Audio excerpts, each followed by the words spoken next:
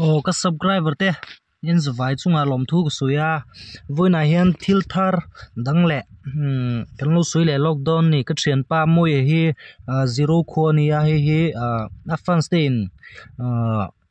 Lamborghini gar moi tak kan lo le saka chu voina hian review kan lo ni lockdown ni moya afan stein na gar an lo le sak hi aman hi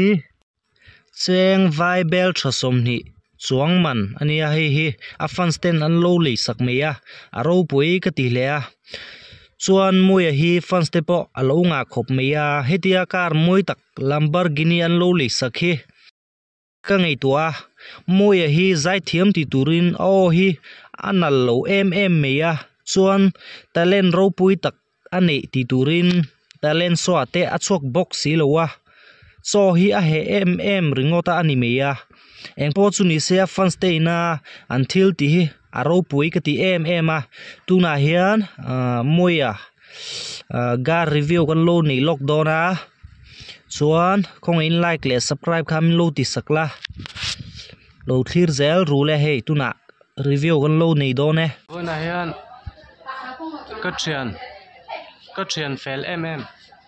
moya nen kanin mo hlo me a he kan lim vel tu ka he ka thian tha nia zero kho tangin voina hian zero tangin gar aloin leya chu voina hian agar te kan en chin don ni agar le hi aman hi cheng vai bel tha vel niom takani a thala tuka chumi wangin voina hian moya hi agar kan en sak don ni kan check sak don ni lo thlir rule tuna hian ka thian pa milar em moya kan lu kom don ni kumoi enge ti